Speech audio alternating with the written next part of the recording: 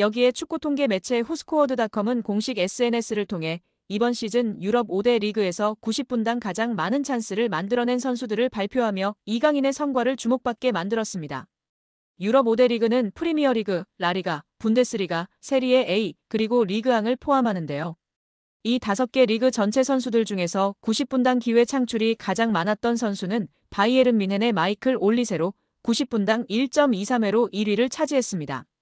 그 뒤를 이어 아스널의 부카요 사카가 1.09회로 2위, 맨체스터 시티 이적이 확정된 라얀 셰르키가 0.97회로 3위를 기록했으며 바르셀로나의 초신성 라민 야말이 0.88회로 4위에 올랐습니다.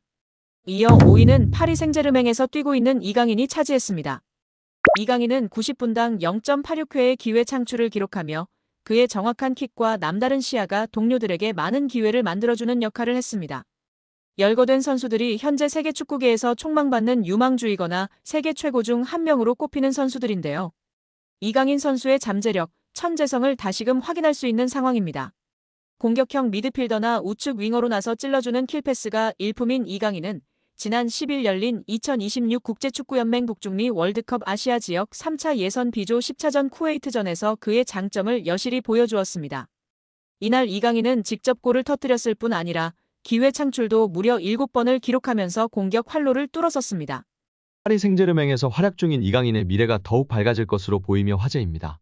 나세르 알켈라이피 PSG 회장이 어린 선수들이 주축이 된 팀을 만들겠다고 공언했기 때문인데요.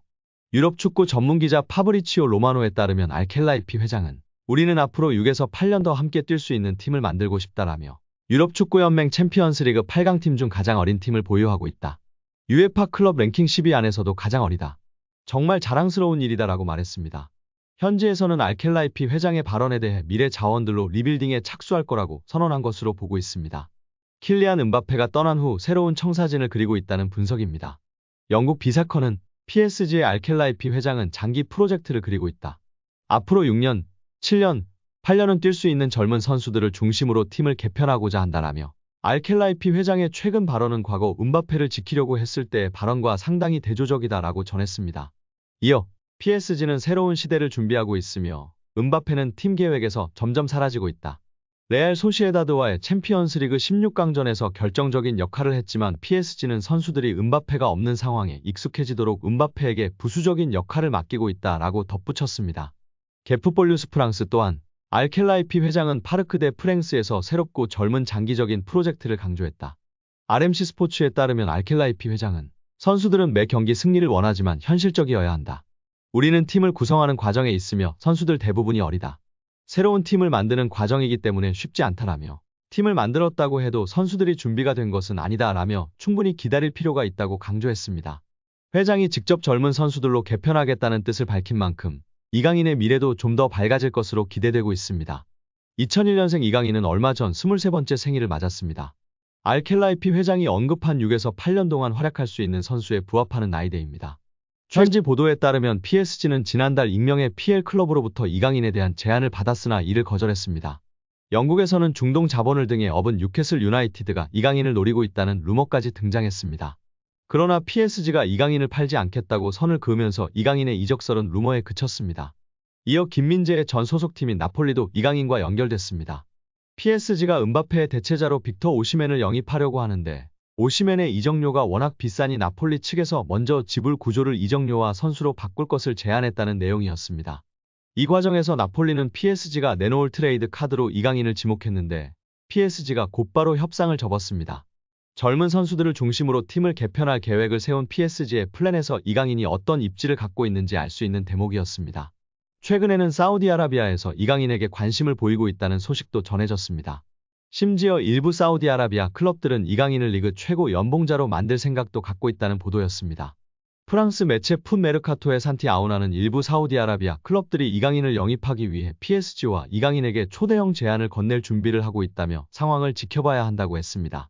현재 사우디아라비아에서 뛰는 선수들 중 가장 높은 연봉을 받는 선수는 세계적인 슈퍼스타 크리스티아노 호날두로 만약 이강인이 이 제안을 수락할 경우 호날두가 받는 2억 유로 약 2,982억 원 수준의 연봉을 받을 수 있을 전망이지만 이제 막 B클럽에서 도전을 시작한 이강인이 사우디아라비아의 제안을 받아들일 것인지는 미지수입니다. 또한 엘리케 감독은 이강인을 향한 칭찬을 아끼지 않았었는데요. 나는 스페인 프리메라리가에 있을 때부터 이강인을 알고 있었다. 이강인은 무언가 다르다. 아주 특별한 선수다. 이강인은 미드필더와 공격수를 모두 소화할 수 있다. 우리 방식이 아주 잘 맞고 공이 있을 때나 없을 때나 영리하다. 다재다능하고 체력적으로 강하며 기술까지 뛰어나다. 나는 이강인과 함께할 수 있어 아주 기쁘다고 극찬했었습니다. 여러 구단 가운데 가장 구체적으로 이적설이 제기된 팀은 이탈리아 세리에어 챔피언이자 김민재의 전 소속팀 나폴리였습니다. 앞서 흡이차 크바라츠헬리아를 PSG로 이적시킬 당시에도 이강인을 딜에 포함시키기를 원할 정도로 꾸준히 이강인 재능에 관심을 기울였던 팀인데요. 현지에서도 이강인이 PSG를 떠나 주전으로 활약할 수 있는 팀으로 이적을 원한다는 보도가 잇따라 나왔고 나폴리가 가장 유력한 행선지로 떠올랐습니다. 나폴리뿐만 아니라 수많은 이적설이 더해져 이강인의 이적은 기정사실처럼 보였습니다. 뜨거운 빅리그, 빅클럽들의 러브콜 속 이강인이 사실상 골라서 팀을 갈 수 있는 상황이 될 거라는 기대까지 커졌습니다. 그런데 커다란 걸림돌이 생겼는데요. PSG가 책정한 이강인의 이적료가 무려 4천만 유로 약 621억 원에 달한다는 점입니다.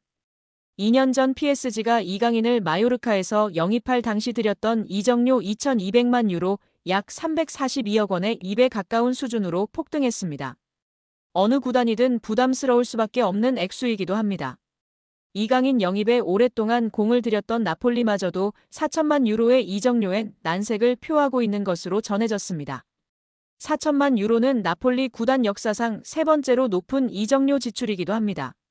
세리에 A 정상에 올랐던 지난 2024년도 시즌에도 나폴리 구단이 선수 영입에 가장 많이 들인 이적료 지출은 3,500만 유로 약 543억 원이었습니다.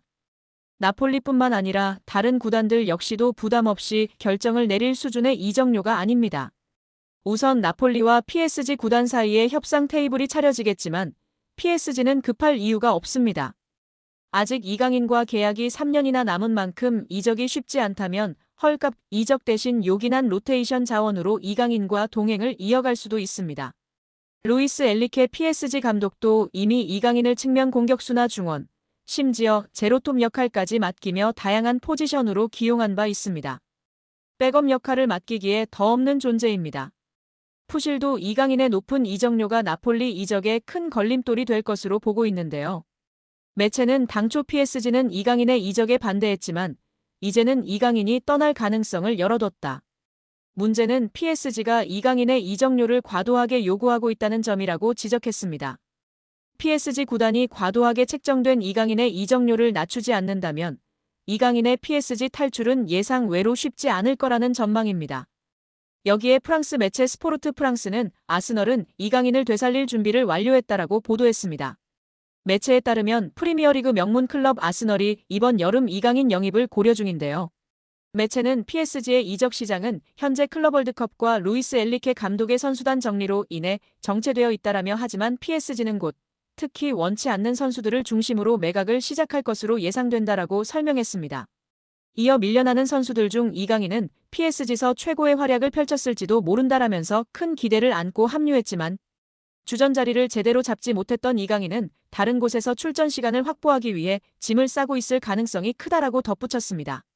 또 이강인의 상황은 점점 어려워지고 있으며 클럽 월드컵이 끝나고 상황이 나아질 수 있을 것으로 보인다라며 현재 미국에서 진행 중인 2025 국제축구연맹 피파 클럽 월드컵 마무리돼야 이강인 미래가 정해질 것으로 내다봤습니다. 그러면서 PSG 유니폼을 입고 보여준 엇갈린 활약에도 불구하고 이강인은 유럽 시장에서 여전히 높은 평가를 받고 있다라며 공격진 보강을 모색 중인 아스널이 이강인을 주시하고 있는 것으로 알려졌으며 이탈리아 클럽들도 그를 주시하고 있다라고 밝혔습니다. 더불어 PSG는 판매 실적이 좋은 이강인의 이적료로 약 3천만 유로, 약 476억 원을 요구하고 있는 것으로 알려졌다라며 다가오는 인터 마이애미와의 경기는 이강인이 스카우트들에게 자신의 미래를 상기시킬 기회가 될 수 있다라고 전했습니다.